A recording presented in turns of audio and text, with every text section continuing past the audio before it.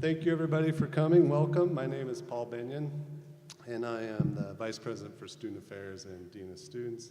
And my co-moderator, we like cold rolls around here, David Douglas, Vice President for Academic Affairs and Dean of Faculty. No. At least I worked on one person. Thank you, David. Just want to thank everybody for attending today's forum on the future of media in American society. This is the third and final forum of a year-long series that started off with a forum focused on immigration and identity, followed by a forum on gun control as part of our Martin Luther King Day activities. Our goal for these forums is not to provide answers, but to provide context through a panel of experts, and we hope raise questions that will foster constructive dialogue and debates. In keeping with the College of Idaho's educational mission, it's our hope that this forum will provide you with a wider social and political lens through which you will better form or reform your own understanding and beliefs about the role of media in a democracy. So, without any further delay, I will introduce each panelist, who will then speak for approximately 5 minutes. After hearing from all 5 panelists, Dean Douglas will then moderate a Q&A for about 30 minutes or so. So the first of our panelists is Professor Helen ONeill. Professor ONeill teaches journalism and writing at the College of Idaho, where he has directed the journalism minor since 2004. The longtime editor of Boise Magazine, Helen was the editorial director of Boise Journal and Art Idaho magazines from 2001 until 2004. He teaches in the Cabin Summer Writing Camp and is taught in the Writers in the Schools program. Helen's poetry has appeared in 8 Idaho Poets, Idaho's Poetry, a centennial anthology, Things to Do in Idaho, as well as in 2 chapter books, Blue Ink Runs Out on a Partly Cloudy Day and Point Blank. Helen has written about Idaho wine for Horizon Air, Boise Journal, and McCall magazines, and recently blogged about it on newwest.net. Idaho Wine Country, a book about grape growing and winemaking with photographs by Paul Hosefros, was released from Caxton Press in 2010. Professor ONeill, I now turn the microphone over to you to get us started. Thank you.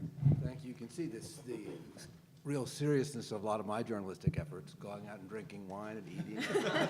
But that's not always been true, and I do want to start on a serious note, and then I will move on to closer to the topic. First, I believe that journalism is a calling, and I want to say that journalists do things that nobody else does. They bring us information and news that can be from the darkest reaches of the planet. Also, they bring us some of the sunniest stories on the planet. But I've said this to my students before, and I'm gonna pose this question to you. How many investment bankers do you think died at work last year? Probably not many. How many journalists do you think died practicing journalism last year? In 2017, 83, and there were more than that in 2016. So we're here to look at mediated lives and how the media works, but I think we should also remember that there's an incredibly serious purpose to what journalists do. It's not just supplying information and entertainment and weather and news, it is also supplying those stories that nobody else tells. Okay, now I'm going to switch a little bit from the most serious things we do to what is it like to teach, think about, and be in the media today. Every fall for the past 10 years, I've taught a first-year seminar called The News Comes to You. And some of you have taken that, a lot of my students here, I'm happy to say. And I stand up in the front of that class every fall and I say the same thing. I say that you all know more about this than I do, but I've read all the books. So I have a little advantage over them, and I have learned a lot over those 10 years about how we absorb media, how we take in media, what media means to us. So the question I want to ask everybody on the panel and in the room is, what is your media diet? And what I did today, this morning when I got to the college, is I said, what's your media diet? So I went onto my email and I looked at the list of stuff that comes across. And this is just on a typical day what comes across. New York Times, I'm originally from New York, so I still look at the New York Times, and it's also worth looking at. The Press Tribune, I looked at one of my students' articles on the Press Tribune, the Idaho Statesman, I live in Boise. Columbia Journalism Review, I get their stuff because I teach journalism and I should pay a little attention. The Newman Center from Harvard, another journalism entity. I also listen to On the Media from NPR. You'll be happy to know. I've taught her book in the past. It's a long list. I watch Fox, I watch MSNBC, I watch CNN, I watch our local stations, of course. So our media diets are getting broader and broader. The question is, are they getting deeper? And the question for me that I think about as a media teacher is, how are we curating the media that we look at? How are we making decisions? Are we media literate? So that's one of the things that we focus on here at the College of Idaho. I'll pass on to Sam, who's an old friend. It's good to see her. Yeah, thank you. Well, actually, I think. I'm sorry, isn't it? Yep, you're getting ahead of me. I'm sorry. You're messing up the order. Our Well, next panelist is, thank you, by the way, for your opening comments. Our next panelist is Michelle Edmunds. Michelle has been a driving force in the Channel 6 newsroom and the anchor desk since joining 6 on Your Side in 2004. Michelle's influence is apparent everywhere, but perhaps most notably in all things community. Having 2 children of her own inspired Michelle to launch Community Baby Shower, an now annual event aimed at ensuring that every Treasure Valley newborn has a happy, healthy start. Michelle doesn't just talk the talk, but she also walks the walk in events like the Komen Race for the Cure and C-Spot Walk. Michelle's career path included an internship in Sacramento, reporting in Pocatello, and anchoring in Grand Rapids, Michigan, prior to landing in Boise. Michelle. Thank you. Thank you all for being here. I started my journalism career in 1994, so it's been a little while. I started my career with these things called typewriters. That was my first job, and we were multimedia journalists back then, but it was not called that in television news. It was called being a one-man band. Multimedia journalist sounds so much better these days, but basically you did it all, from writing your story to shooting your story, editing your story, getting it to the television station, but not getting it online, which has produced an entirely new realm of journalism. And where we have come in the last 5 years, in television news in particular, is light years from where we were. Because instead of having to use all that device back there, I can use this. I can tell you a story, and I don't even have to be live on Channel 6. I can put you guys live on Facebook on the Channel 6 page right now. And honestly, more people will see it there right at this moment than they will at 10 o'clock tonight. That's the changing way of media.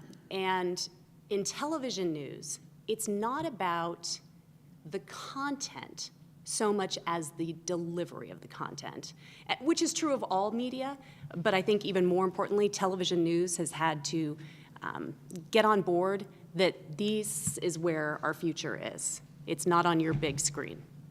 And I think newspapers, for the most part, were much more equipped to go here before we did. So I thought I'd share a little interesting fact with you.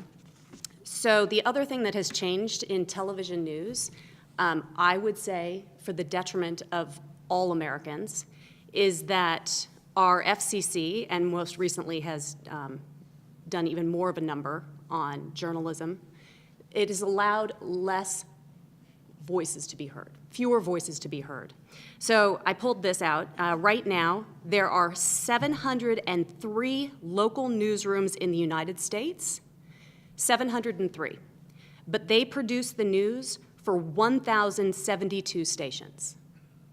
So it's kind of a shocking number, and yet you're looking at one of those journalists right now. So I work for Channel 6. It's owned by Scripps Corporation. Excellent corporation, and as we continue on in our discussion, I'll share a little bit more about Scripps' background and how they are changing local television news to make it relevant, because that's going to be one of the topics here, I'm sure, is how relevant are you these days. One of the things, though, is that we, Scripps, Channel 6, produce the news in a local agreement for Fox 9, which is owned by Raycom. So when you look at 703 voices for 1,072, I'm a part of that problem right now. I work for people who are part of that problem. I truly believe that the more voices we have in media, the better off we are. And yet they have to be vetted voices, because anybody thinks they can do news these days, right? Hashtag fake news. If you don't think I don't get those emails with people yelling at me through email about my fake news, then you're mistaken. We get it all the time.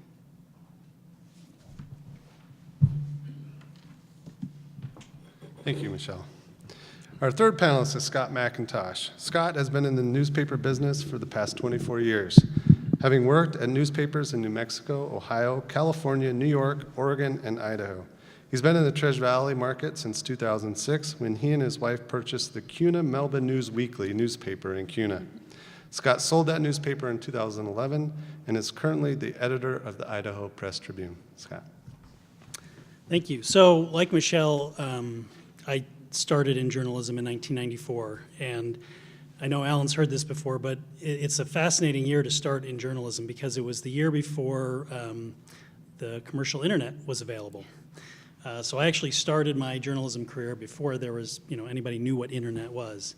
And that has certainly changed journalism and changed how we consume our news. I feel, and I've been in newspapers exclusively for the past 24 years, and I've got another 20 years or so to go, and I am hopeful. And today, I'm actually more hopeful today than I was maybe a year ago that I might actually end my career at a newspaper, something that's still called a newspaper. We may not be a daily newspaper, and in fact, the Idaho Press Tribune eliminated its Monday publication a couple years ago. And I think the future probably is going to see fewer days of the week, so we may be a Sunday only. But for me, journalism, the reason, and I'll echo what Alan said about it being a calling, that journalism has always been a calling. I've known since I was 12 years old that I wanted to be a newspaper journalist.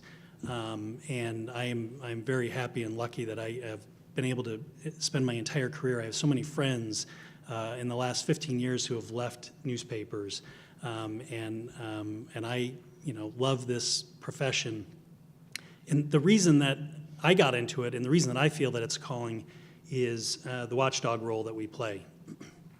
And I think that newspapers do it better than anybody else. And I think that as we move forward, we are going to continue to hold on to that watchdog role, that in-depth role, digging for more information. And obviously, the delivery system for news in the future is going to be digital. And like I said, I think we'll still have a print product, but maybe it's just once a week or twice a week or 3 times a week. And the rest of the days, it's going to be digital. And so what newspapers have to do is they have to get better at what TV does with visuals and personality and delivering that news in a way that is palatable and accessible to everyone.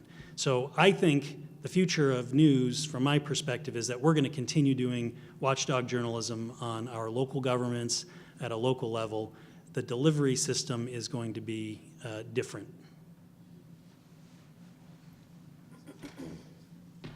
Thank you, Scott. Our fourth panelist is Samantha Wright. Samantha is a news reporter and the host for Boise State Public Radio's new weekly podcast, Legislative Breakdown. She is also one of the producers of the station's new talk show, Idaho Matters. Samantha's spot reporting, special projects, and audio production have been featured on Voice of America, National Public Radio News, This American Life, National Native News, the Northwest Radio Network, and on the New York Times website. Samantha earned a regional Edward R. Murrow Award for Use of Sound for her feature, Co-op Cooks. She also earned a First Place Award for Use of Sound for her feature, Canning Makes a Comeback, from PRNDI, Public Radio News Directors Incorporated. Samantha was also a co-producer of the Idaho StoryCorps project, which was recognized by the Society of Professional Journalists. Samantha. Where to start? I started in radio quite a while back. I won't tell you exactly when. But it was at a time when our outside sources that came into us, besides the phone, were a fax machine, if you know what that is. And I don't know if you've seen them in the movies, but the old Associated Press teletype machine, we had one of those. and was fed on continuous loop of paper. And invariably, when I started, I worked the night shift, and so the paper would jam, and I would, spend several hours fighting with it, trying to get it to feed the news. But it fed news constantly. It was constantly going, and so it would give you world news and local news a couple times a day, and we would literally, which you may have heard this term, rip and read. You rip it off, and you take it in the newsroom and sit down in front of the microphone, and you read what is said. And that's how we got started. And we didn't have cell phones, and we didn't have computers. In fact, when I started in radio, in public radio, which is where I got my first radio job, I went upstairs because I was doing some work downstairs as a student at Boise State University, and they had some nice equipment. And I said, "This is really nice equipment." And they said, "Oh, there's better equipment upstairs." And I was kind of an equipment junkie. And so I said, "Well, I'll go upstairs to the radio station and see what they got." And they gave me a job. And when I went up there, we had 2 turntables and a fancy little board that you could use, and a microphone. And that was it. And not too long after I got there, a guy walked in with a box and put it on the desk and opened it up and pulled out this square silver thing and set it down. And for about 3 weeks, everybody just looked at it and ignored it. And somebody finally asked, "What is that?" And the guy finally came in and said, "Oh, that's a compact disc player. And here are 3 compact discs. Try them out, see if they work." Because all we had were vinyl. We had a gigantic room full of vinyl, literally. It was, I don't know, the size of an average kitchen or bigger. And it was wall to wall, all the way up to the ceiling, and it was records. And it was every record you ever heard of, and a lot I had never heard of because it was public radio. And we played everything. But we had our first 3 compact discs, and convincing the regular DJs to use this newfangled machine that might bite them or attack them or something, because it sucked in the little disc and they didn't know where it went. They were just terrified and they wouldn't touch it. So it took forever to get that started. And eventually we got a second one, and then we got some more CDs. And just for reference, now at the radio station, we have primarily CDs, and we have some vinyl, but most of it is on compact disc. And we're considered out of date because most radio stations use all of their music off computer. It's already fed into the computer, and you just pick the songs or program the songs, or somebody in Texas programs the songs. I'm not making that up. They actually have consultants in Texas who pick our music here in Boise. And that's where most of it comes from. But we don't do that. We still have compact discs at the radio station because we're public radio and we're weird. But nowadays we have everything. We have computers, we have cell phones, we have iPads. People walk into the newsroom with an iPad and walk onto into the studio and start reading what's on there on the radio. And that was unheard of when I started. So when we look at the future of the news media, just given the way things have changed since I started in the business, I have no idea where we're going. I mean, who knows what they're going to come up with next? And I haven't the first clue. Everybody says digital, and it'll probably be some kind of digital. But for all I know, it's going to be me beaming to your head. So who knows? But I guess we're going to look at that a little further tonight. Thank you, Samantha. Our final panelist is Joe Hughes. Joe's an Idaho native. He earned a degree in journalism with a minor in art from the University of Idaho, where he graduated cum laude. Joe spent nearly 20 years in television, including 13 years at the ABC affiliate in Boise. During his time in television broadcasting, Joe was KIVI's lead anchor in covering all things sports related, and he continues to cover high school sports on the radio and idahosports.com. Joe left television in June 2009 to work for the College of Idaho, and in 2012 became the Director of Athletic Marketing, a position he held until summer 2017, at which point he was named the Director of Marketing and Communications. Joe. Thank you, Paul, and I'm realizing that I started in media, I think, earlier than most people up at the desk with me, and Don't be so sure. someone said typewriter. We had the stone and chisel that we were using, and we were just upgrading to the cave paintings. And I was working on the typewriters at Channel 6 long before Michelle got there. So yeah, it's amazing to actually think that I've been out of the media for almost 9 years now. And amazingly, the shelf life of having been on a television station here in the Valley for 13 and a half years is amazing that people still, sometimes I'm wondering how together they are, and they say, hey, you're my favorite sports guy. I watch you every night. I was like, okay. And break out the VCR, and he's watching it. I actually wrote out my comments because I wanted to hit some of the content questions that we were going to talk about today. And I want to give a little bit of my background and kind of how it shaped how I view the content in the media, especially when in this era of fake news and accusations and a very much a deterioration in trust of the media, just barely above Congress in terms of trust, and that's not saying much. So I may have an overly simplistic view of journalism based on my training and education in the craft, which is when I went to college in the late 1980s. Back then, determining what fake news was as simple as recognizing when Paul Harvey was given a product endorsement rather than giving you the news, which sometimes was still even kind of hard to figure out the difference. The University of Idaho School of Journalism taught me that I had some inherent biases, and we all do, and it's important for journalists to recognize these and fight their appearance in their reporting. However, we are more than just flies on the wall, reporting a series of facts and letting the audience determine what is important without any context. That's why we were studying journalism as a profession, and a calling. Like Alan had mentioned, we were going to be the ones disciplined enough to not only report the facts, but to be able to sort through what were the most important facts and context to present a story that's truthful and worthy of trust. So we would also fight off our own bias for the good of the report as best as we could. And that was the difference between someone just giving you a set of facts and someone who takes on the responsibility to sort, to analyze, and then try to give the most balanced and truthful report that you could give.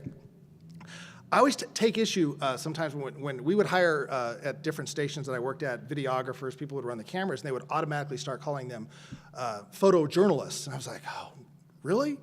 I had to go to school for 4.5 years, and pay a lot of money to get that journalism, degree. And here's somebody who hasn't been to school very much, throws a camera on their shoulder, and they're a journalist.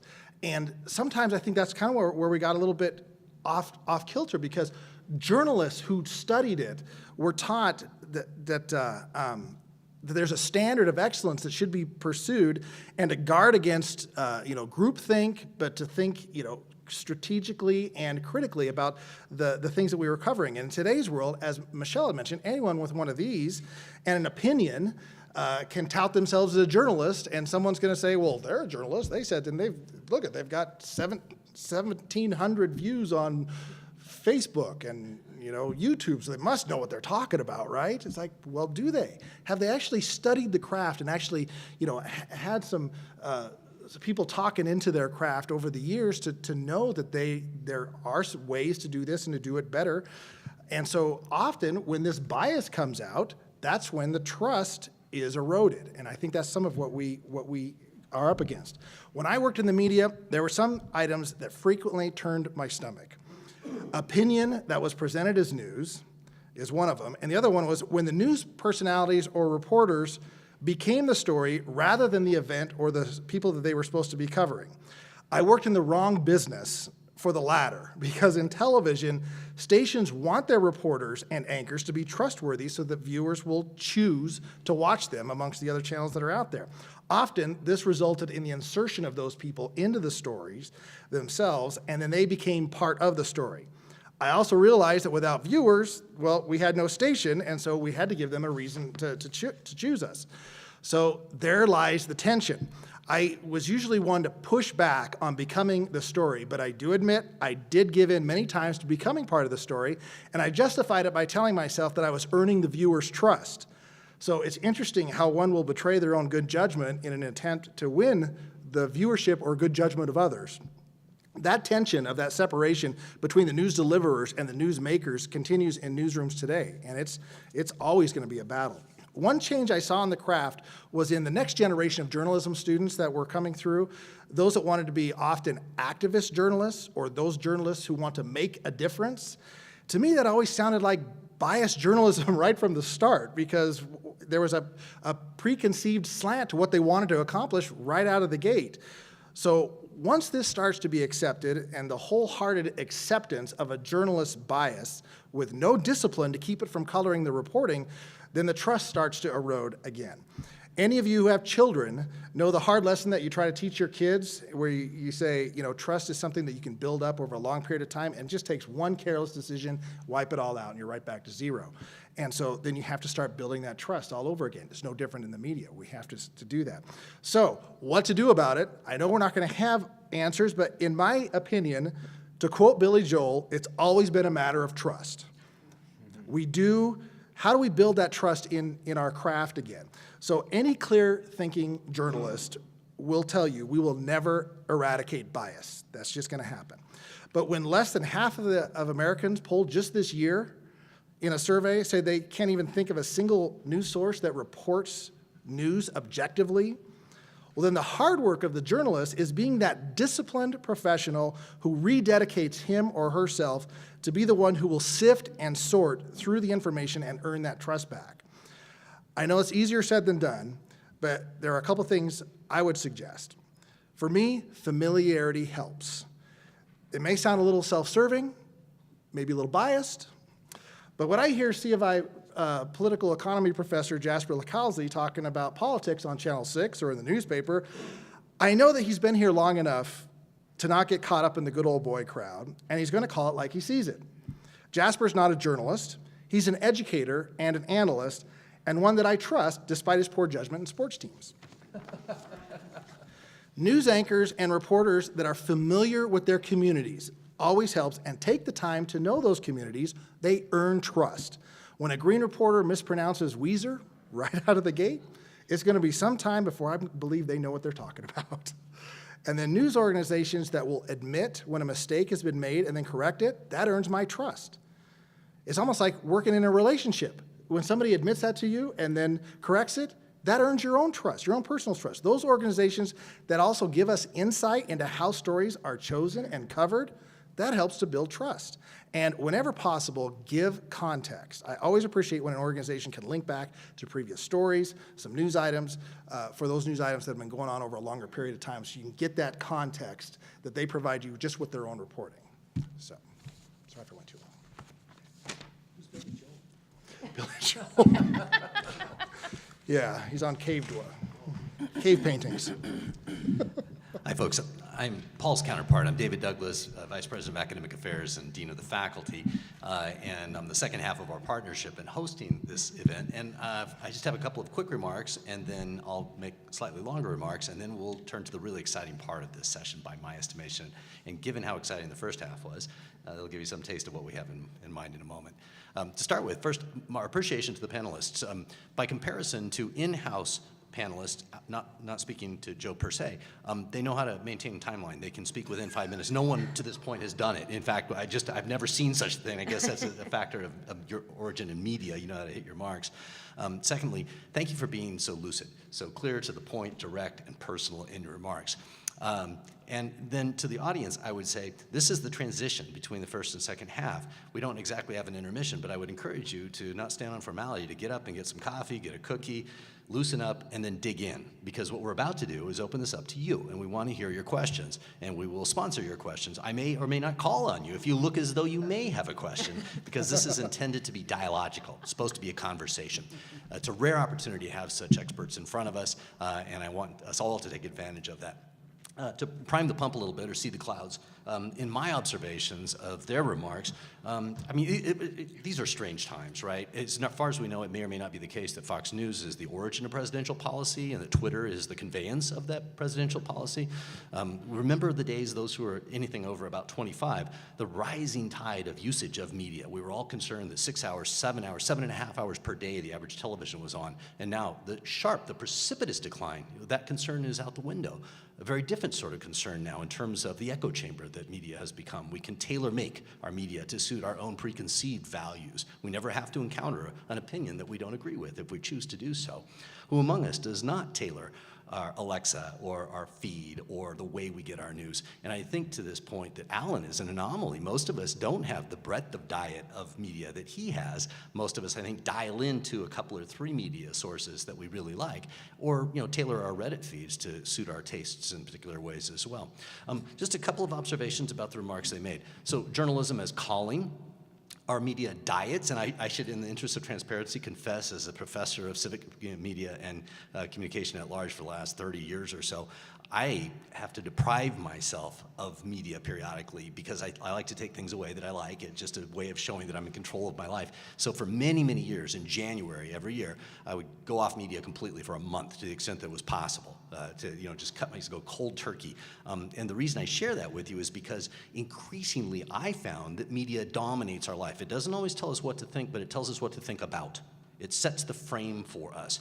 And this has become such a ubiquitous hegemony. It's everywhere. We live in it. We swim in it. It's the air we breathe. We can't escape it. It's in our cars. It's in our homes. It's on our cell phones. It's every place around us. So this notion of media is surrounding us, I think, at least Alan is intentional in the way that he constructs his media usage. Michelle, of course, mentioned to us the consolidation of media outlets and the diminishing of voices. And I thought, importantly, remarked in closing that it's important that the consolidation eliminates some voices, and anybody can provide media. Increasingly, everybody does. Who doesn't have anyone in the room not have a blog, right? Have you seen the T-shirt? More people are reading my T-shirt than reading or listening to your blog. The notion that everybody can expel media into the world, but do you have an audience? Is it vetted? Do you see? Does it achieve a standard? Is there an objectivity or a sense of integrity to it? Is a very different question. We also heard from Scott that newspapers decline. As a person who grew up with newspapers, it was inconceivable to me as a child or even in middle age that there would ever be a time when I wouldn't have a newspaper on a weekend over a cup of coffee. That just was a thing I enjoy so much. And we all think 10, 20 years maybe, media, the delivery conveyances are changing, and old media formats are absolutely in rapid decline. And we all have some confidence that it will involve digital media going forward, but what does that mean? It's still, I think, unclear to us for the most part. Samantha asked that question directly, going digital, but what does it mean? Fax to records to typewriters to, you think of the way that media conveyances have changed in a relatively short number of years, and it is indeed dizzying. And now, of course, you can get it from your wrist device if you choose to do so. I just heard that Google has a new app that enables us to hear simultaneous translation in one of our two headphones, right? And it's attached to a cell phone device, Google's cell phone device. And so as a consequence, of course, there's a marketing angle to it. But suddenly, it changes the way you act in the world. And I'm reminded of the very old but very prescient remark by Marshall McLuhan, media authority, that the medium is the message. These are not just changes in conveyances and how media arrive. They're changes in the way of being. They're epistemic, they're ontological. They change how we are in the world. And so I think it's important to recognize that. Then Joe, of course, told us about the erosion of trust. His old school media, story versus facts. Facts are available in the world if we seek them out, but a story is something else entirely. And recognizing if we can't control bias, at least we can seek to control bias, that we can seek the truth, that we can make a good faith effort for at least balance, that it's easily lost trust and hard to regain. And the notion that our faith in media has eroded today, there's no doubt about that. How do you gain that again? And can it be done, I think, is a reasonable question. So we have a whole range of provocations from our panelists, and I would invite you to enter into this conversation with thoughts of your own, whether statements or provocations of your own type or questions for them specifically. The only ground rules are I'll ask our panelists to avoid trying to answer every question, so we don't want to go up and down the list of panelists, 1, 2, 3, 4 in response. We we want to hear more from you and have this truly be engagement. But that said, respond in any way that you choose. I'll do my best to at least direct traffic and not in a rigid or intrusive way. And I'll open the floor now. Please, who'd like to kick us off? Dolly, did you have a question? Oh, no, I'm sorry. Did you? Mark, was that? Oh, Rob, please, yeah. Sure. Since I get to talk to Joe and Alan from time to time, I'll ask the other three panelists. So I'm in my 50s, and in the 80s when I was in college, we always heard that from Tip O'Neill that all politics was local. And the last few years, certainly since the internet's come out and certainly since the polarization of our country has gone as far as it has, it seems like to me that all local politics is now national. And I'd like to get your thoughts on the content that you cover on the Idaho Press Tribune or Boise State Public Radio, local Channel 6, the kind of choices you make between going with the national stories versus going with the local stories. And just one other thing, I really appreciate Idaho Press Tribune's coverage of Canyon County, very much. Sure, yeah, we definitely skew toward the local. You know, there's a story in the paper today that the Canyon County Commissioners met yesterday to talk about putting female inmates in steel storage container units. You know, and this is kind of what I was getting back to with watchdog journalism. That's something that we do. We sent a reporter to this commission meeting. You know, probably the biggest story, and I always say this, that the decisions that get made at the local level have more of an impact probably than who is in the White House or who you send to Congress. The city of Nampa right now has a $165 million bond on the ballot on May 15th. And we're reporting that, we're covering the heck out of it, but you know, nobody else is.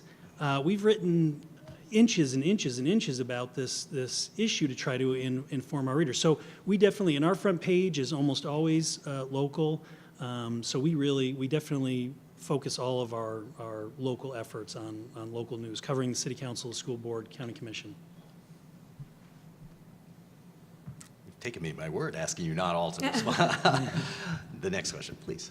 A question? You go, Phil. Is there a response one of the panelists has to something else that someone else on the panel said?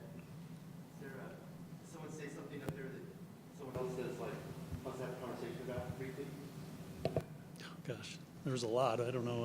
I don't know if I disagree with anything that I heard. Well, I'd say Scott said something which I believe is true too. He said in the last year he's more encouraged about journalism and the state of where we are, and I would agree with that, even though we are in the President Trump Twitter world of journalism, which is very true. But if you think about it, it's in some ways sort of brilliant. He's made his own media, right? He gets to present his own message. But one of the reasons I'm encouraged in the last year is because as we have consolidated the voice of journalism, which is whether or not that's a newspaper shutting down or a radio station not able to get enough funding, you know, in order to make their local station do what it wants to do. It's all of you who are going to drive the content. And I mean that to say that, honestly, national content you can get anywhere.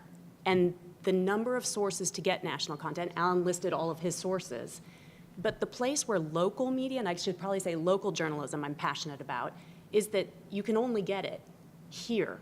So we need to do better local journalism. And that's exciting because we don't have to just rely on what's been given to us, not the rip and reads, because that's still going on. We can still rip and read, whether you're putting it in the paper or the AP or putting it out on Fox News for a Raycom station, Channel 9.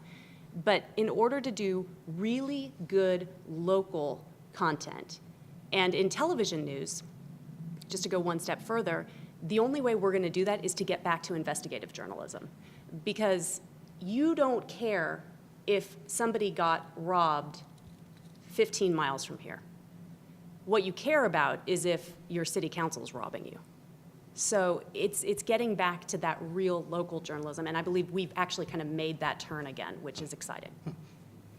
I'd like to take the prerogative of the MC and ask a question of the panel myself, prompted by your remark. In fact, a theme I heard across the panelists, which really had to do with some hope, or in some cases optimism, that we might regain trust or return to a higher standard or ethic, recognition of journalism as a vocation. Certainly a nostalgia for that, as it was understood to have existed in the past.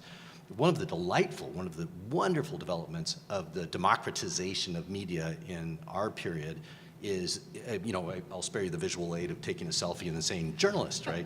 The fact that every citizen is a journalist, citizen journalism has become a thing. And Arab Spring would not have been possible without cell phone journalism. And the fact that police violence, body cams on police officers, new media defined more broadly than just conventional news media meeting the internet age, has made possible and changed the nature of media, the way that we use it, its functions. So along with maybe the loss of trust in conventional news sources, we're also finding this rise in participatory journalism and its outlets, right? I mean, everything from Instagram to, we've mentioned Twitter, in a variety of other ways. Any remarks about that? What's lost and what's gained in the proliferation, the rise of individual media outlets, maybe the loss of professionalism and maybe the erosion of trust, but clearly some potentials that we're still figuring out? I'll say one thing. Virtually every year I show a little piece from 60 Minutes on Morocco. And one of the images that stands out is Merci Facebook, because a fruit vendor who immolated himself, eventually died, was one of the linchpins to the loss of a horrific dictator. So it's a tension, because on the one side there's this wonderful thing. We can communicate with each other instantaneously, and this fruit vendor starts a movement. By contrast, Facebook promulgated more nonsense in the 2016 election than everybody else put together. And so we have to be vigilant, and I'm not sure how that changes yet. I'm not sure how the social media part of journalism changes and evolves. I mean, there's a part of me which was very, very frightened of too much regulation. I mean, we are the First Amendment country. It's America's gift to the world of journalism. But Facebook was awful. And, and I do think that all serious people can agree that when foreign powers are involved in our media and in our elections, that's troubling at best. Connected to that, I agree that that there was foreign interference through social media, but I'm curious about sort of local interference. The Sinclair Broadcasting Company that sent out packaged news and opinions across the nation that was just repeated by reporters and presented as personal opinions. How often does that happen? I can't imagine that being something specific to only Sinclair-owned stations. So that's where also trust is eroded, right? I mean, I can go to Breitbart, and I do, to enjoy to have some fun, or to InfoWars, and I can tell that they are performing, but I can't tell when I get a Sinclair packaged news that there's a performance happening there, so I'm curious how you think we can... I'll take it. I was sick. That day in the newsroom, I was sick on a number of levels that it would ever happen in our profession. I was sick that there were anchors, journalists out there who would read what was given to them. And I was sick that, given that I have 2 kids and a mortgage, and someone came to me and said, read this or you're gone, I can't say that I wouldn't have done the same thing.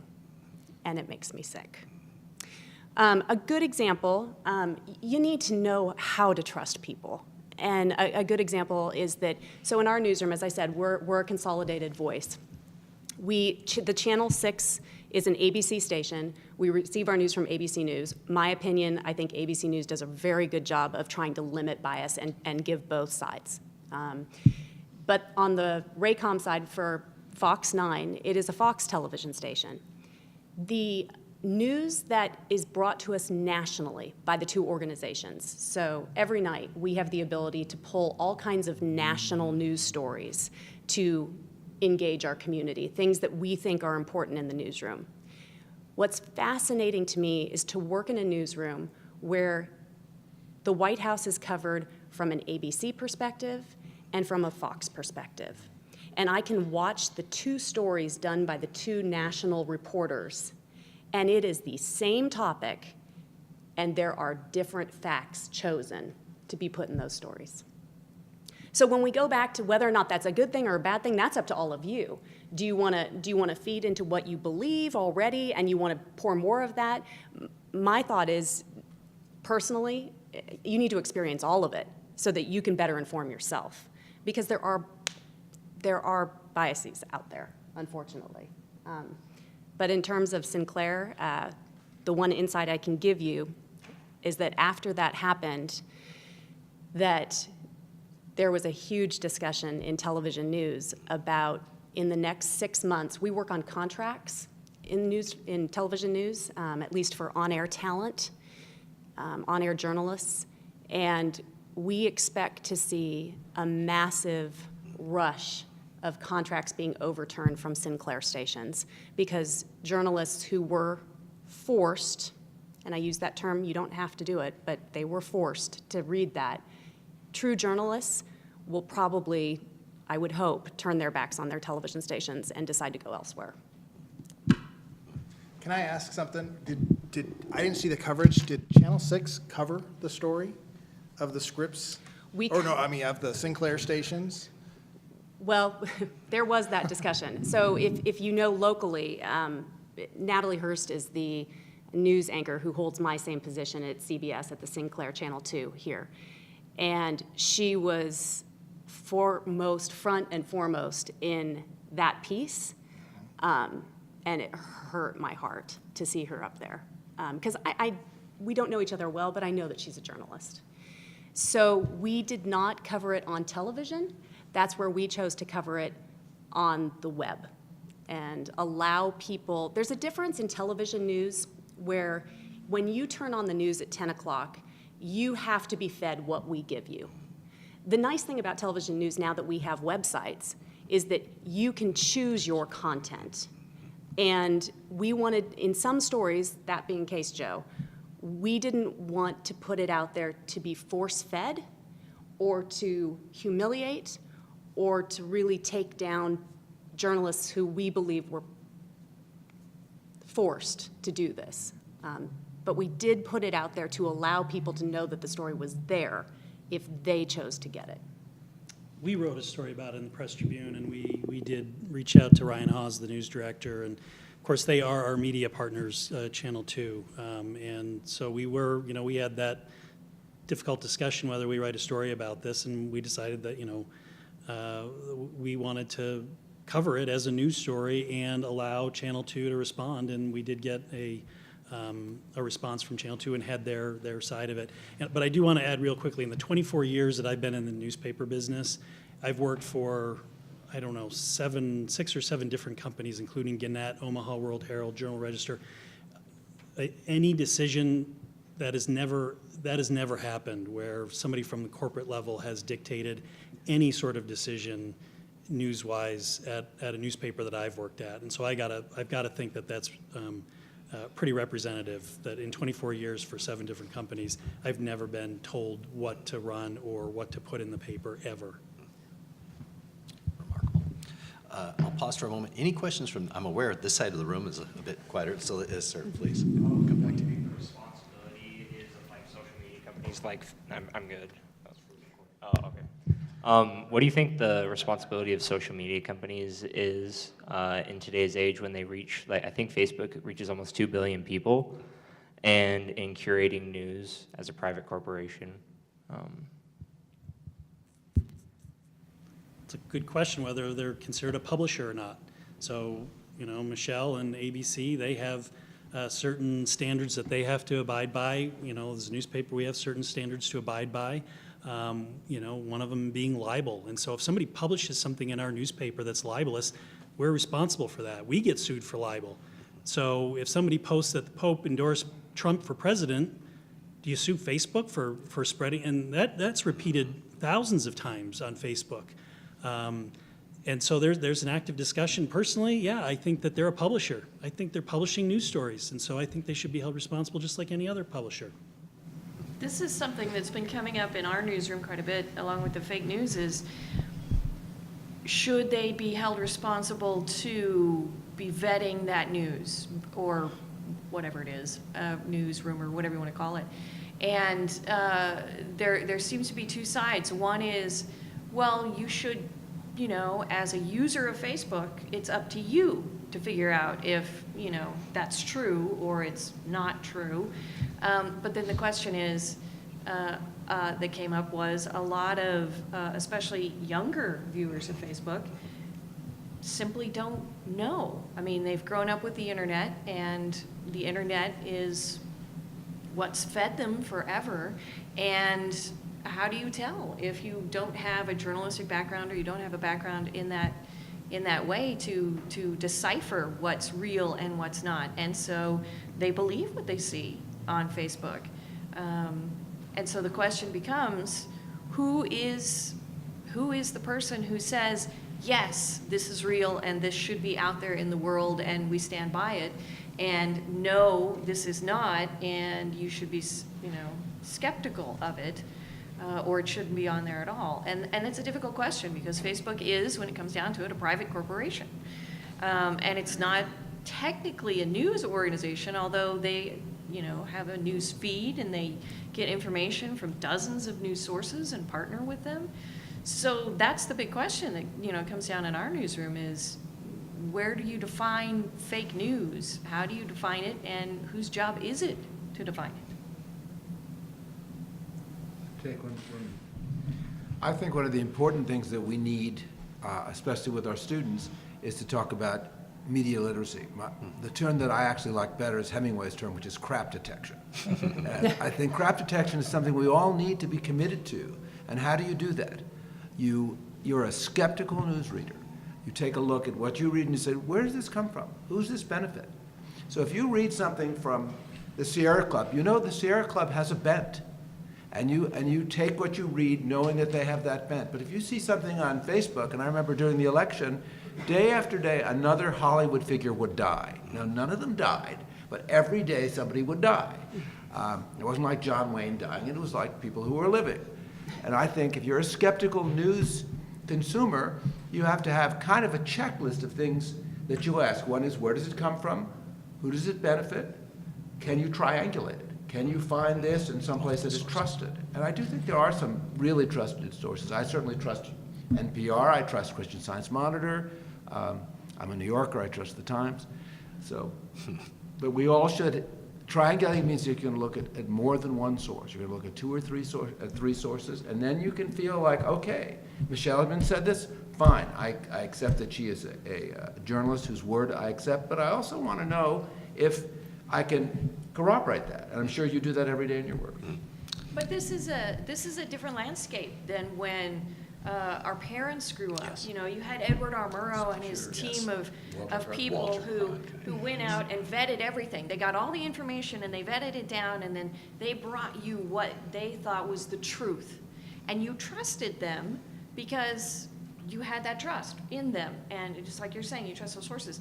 But now with all the information that's out there, everybody has to be an Edward R. Murrow. And do you have time to go to 20 different sources? Or like you were saying, you know, when you've got ABC and Fox right next to each other, do you have time to do that? Can you check those out and then try to sift through all those opinions and find what the actual fact is? And the other question is, are we teaching you as younger people to do that? Because that's not something that our parents were ever taught to do. We just turned on the TV and said, oh yeah, Walter's on, or you know, fill in the blank. I mean, it doesn't matter whatever trusted news source was on for 5 o'clock or 6 o'clock. And we trusted them. And now it's a totally different world, and I don't think we've caught up. As a transition to the next question, I would observe, in the shadow of Sinclair, we mentioned a moment ago, the concern about consolidation of media and the shadow cast by corporate interest. But on the other end, increasingly, information wants to be free as the new dictum, and I think especially younger generation expects to gain their media for free, and that creates a whole other problem, because if your media, the product is free, you are the product, right? The idea being that somehow it's making money, it has to be monetized. So are any of us surprised that Facebook made money by selling data on the back end of that equation? In almost every instance, there may or may not be some sinister intention, but there certainly is a profit motive. So, it affects us. Sir. My name is Gordon Council. My name is going to appear on the ballot next fall for U.S. House of District 1 as an independent candidate. And I was encouraged by what Mr. Macintosh had to say about the news agencies that he worked for that were honest agents. And I wonder how the issues seem to be framed. I wonder if the issues are framed before the people in your profession get a hold of it. There's so much news, and people hear about issues before they ever see it in your paper or hear you say it on public radio. The issue is already framed and is talked about in certain terms, and then it's divided so that within this frame there's one side on the right and one side in the left, and the public listens or reads. And a lot of us would like to have a journalist we can believe in, and we can hear a little falsehood on both sides. And a lot of us, sometimes we're just tempted to think, well, maybe somewhere in the middle, that we'll have this compromise and that there's something in the middle. And what I see is, because that issue has already been framed, and there's a right and a left, I think there's a reality on just about every issue that's outside of that frame. And I think that's why the media consuming public is getting a little glazed over in the eyes, because that word analysis came up a little bit ago, and I wonder if it's harder, because the issue is already framed, the terms in what we talk about an issue has already been established, and now you're a journalist that's got to make a story out of this thing. Is there really room for the analysis? I think for me, a big issue in the state of Idaho is a lot of corporations from out of state have bought little corporations in this state. It's a bus driving company, a sanitation company, a water company for a city. And so there's an issue about privatization. And I'm getting off track here. Maybe I should have stuck with work. But yeah, I guess I would ask Samantha Wright if she's noticed or would share some thoughts about that framing of an issue already being there, defining how you're going to discuss it. And so maybe something there might be something, is there something more real that's hiding itself from you that's hard to get a handle on sometimes? Thank you. Well, the one thing that public radio has taught me is that it's not just left and right, or he said, she said, or one side and the other side.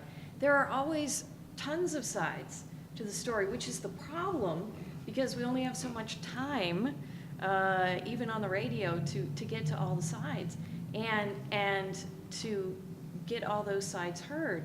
And if you're just thinking in terms of left or right, or framing it in one side or the other, I think you're missing a good part of the story, and not just the story, but the people who are out there who have opinions and ideas, and it's not just one or the other, and that's partly why we're so polarized, because the media has kind of shrunk us down to either you're a conservative or you're a liberal, or you're one or the other, and that's it. And there are more sides, there are more issues than that out there on whatever topic it is, but they're not getting reported. Question from this side of the room. Let's go with the, yes. Thank you, ma'am. And then, sir, to you.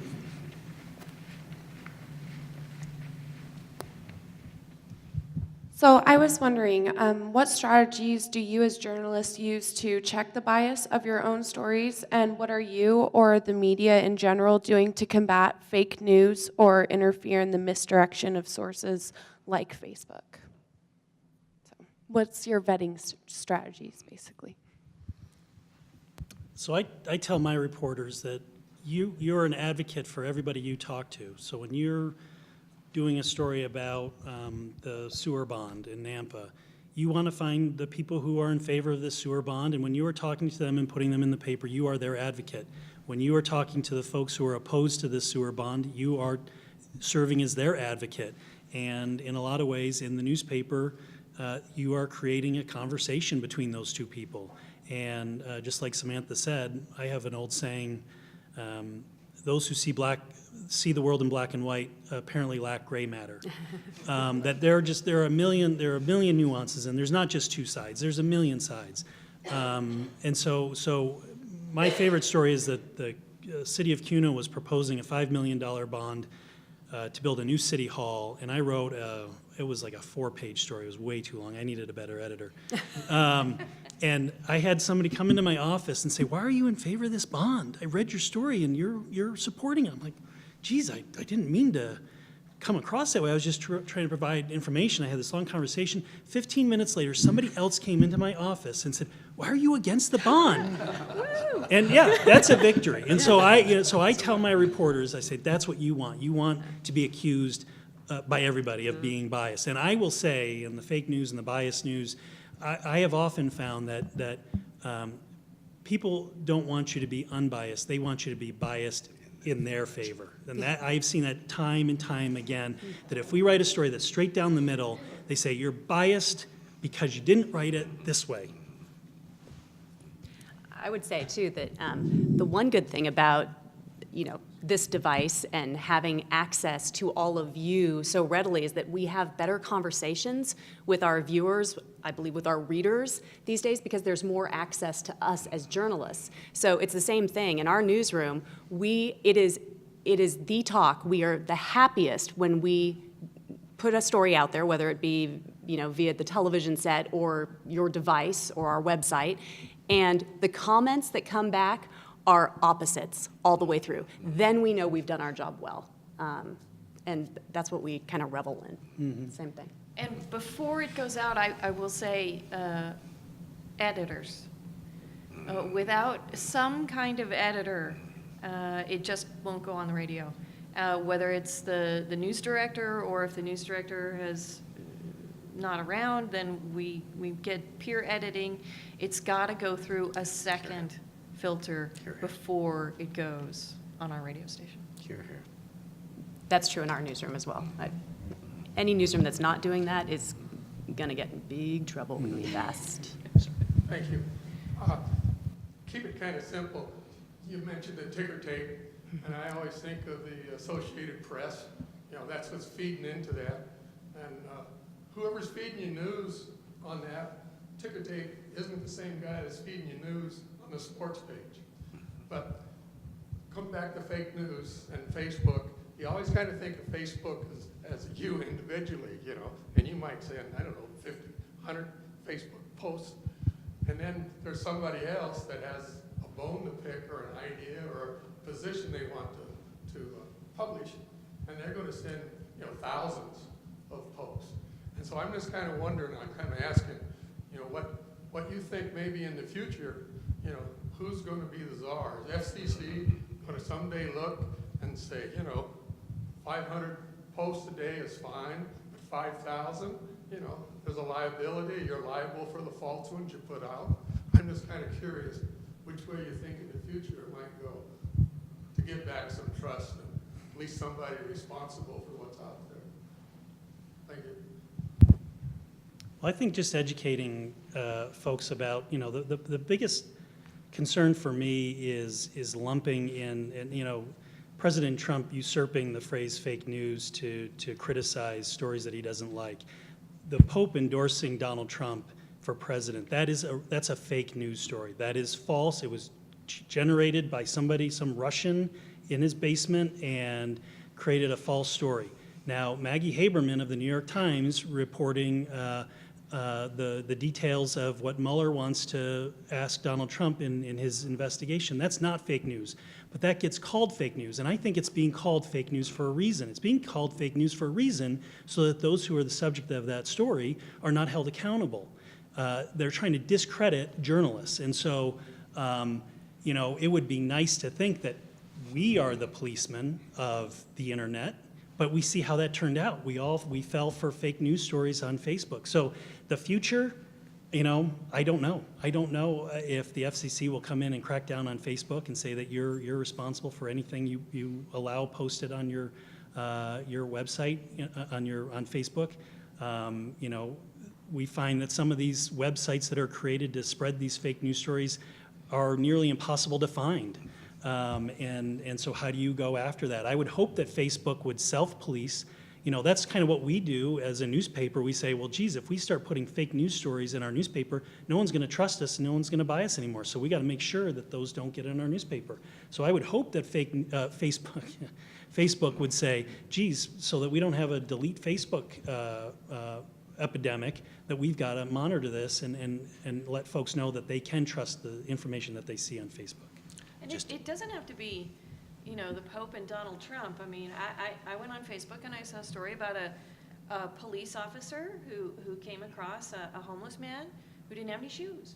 And he went out, bought him some shoes, brought him back, gave it to him. Just nice story.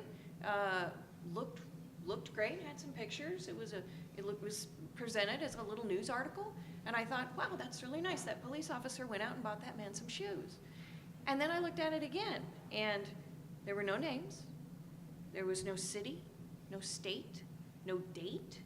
There was no identifiable information anywhere on this story. And I had no idea who created it, where it was done. Was it real? Could I go and look it up? Well, no, because there was no information. I could randomly put in police officer, homeless guy shoes into Google, I suppose, and maybe find the story if it were real. But critical thinking has to be the first step to fighting fake news on places like Facebook, and not just, you know, the stories that get press, like the Pope endorses Donald Trump, but these other stories that are out there or memes that are out there. You have to be critical about, what does this really say? Is this real? Can I find the original source on this? And I think that's where we have to start. We'll have just a couple of additional questions, and then we'll have an opportunity to break up and speak individually if you care to stay after the panel reaches its formal conclusion. Mr. President. First of all, thanks this has been great. Although I'm saddened, Walter Cronkite probably was one of the most trusted people in America, and you know, to see what's happened to the media is sad. We're an educational institution here. What can we do at this level? What needs to happen downstream? The ability to have civil discourse about topics that we disagree on. Where have we gone awry in the educational system? Because it's pretty key to democracy if we don't fix a little bit of where we are. So I'd love to hear some thoughts on what we do, and maybe starting with you, Alan, on you know, you're here and you're doing some things at this institution. Is this soon enough? Do we need to start earlier in our schools? What have we lost in the education system to help us? Well, I don't know if we have a single answer, but I think part of the answer comes from differentiating, to go to what Joe was talking about earlier, from people who are reporting news and people who are giving their opinions. And I think that's very important for our students to know that there's a place, and we teach opinion writing in a couple of ways. We teach op-eds, we teach editorials, but we try to differentiate opinion from reporting. And I like to think, what we've heard earlier, that reporting is where you let the other people tell you the story. And I do try to teach that, and I think that it's important that we create writers who are thinkers, who are critical thinkers, and I think that's what we have tried to do here. And we continue to, and who can write a story neutrally. I'm not sure we can ever be objective. What is objective? But I think we can be neutral, and I think we can use a kind of a scientific method where we have proofs, and that we can go forward and do journalism as it has been done for a long, long time. We can't solve the Facebook issue, but we can create people who are serious about their work and about the method that they use. Well, I'm going to pass this over to Joe because I'm going to prompt you on a story. But I would say that we need to be teaching the next generation the importance of social media and what is out there on the World Wide Web, because we can use it. Journalists, all of you, can use it for more consumption. Because the one thing you heard over and over again is that there's a time factor here. There's a page factor. We can only print so much. You can only have 30 minutes of news a night on this. You only have an hour to do a show on NPR. But when you turn to this, you can have as much time as you want. So it's almost like, and here's the rest of the story. So I want you to describe what happened with the story we did with the presidents and the comments you got when we put it, because this goes to that, I think. Well, it was interesting because when Michelle came out and did a 45-minute interview with our presidents, and they covered a lot of territory. And there's only so much that you can put into, and it was a long piece for by local television standards. It was more than 4.5 minutes. It was more than 4 minutes. Which is a typical television story is about a minute. Right. Yeah. And so there were, there was a comment that came into me. I didn't reveal who it came from, but that was critical of some of what our presidents had to say because they felt like they hadn't said certain things about certain topics. When Michelle was kind enough on their website to eventually upload the entire 45-minute interview. And so you can sit there and you can listen to both of them talk for the entire 45-minute interview, and some of these items that were said were not discussed were discussed. There is an editing process that occurs. Not everything can make it into the edited version, and that is part of the editorial process and the finite time frames that we have to work with. And nothing, unless you are going to, exhaustively research something, or have hour-long, programs for every single story, you're never going to get the entire interview yourself unless you post it and you can then consume it like that later. But it was really educational for me to be able to see that because I was not there for the interview, and to go back and listen to the interview and went, well, that's what they said, and they said that. And that was exactly what this person said they thought they should have said, and Michelle didn't use it. Mm-hmm. Yeah, so it was those news people, the fake news folks that no, and one of the things that I try to get across to people when talking about local media and national media and the color that you have from the national media filtering down into, and this is why the Sinclair piece was so disturbing to me, because that piece was then coming into the local realm. But these folks, who are around me, they do have those standards. They source all the local stories that they are working on, and they've got multiple sources, and they're trained to do that because they're journalists. And that is the difference between an opinion maker or something you're just going to find on the internet and somebody who's going to have sources that they go to, whether it's breaking news or whether it's investigative reporting or something along those lines. And so, yeah, you see a lot. There was one thing that did disturb me after I had left television, and it was when Chris Peterson was just deciding whether he was going to go to University of Washington or not. Maybe the most popular, Boise State football coach we've ever had here. And I knew what I would have been doing. I would have been contacting the sources that I knew, people who were on the inside, who would share with me some information, whether on the record or off the record, and I'd be trying to be the first person to get enough sourcing that I could break the story myself as to where he was going next. Sometimes that might even been from Coach Peterson himself.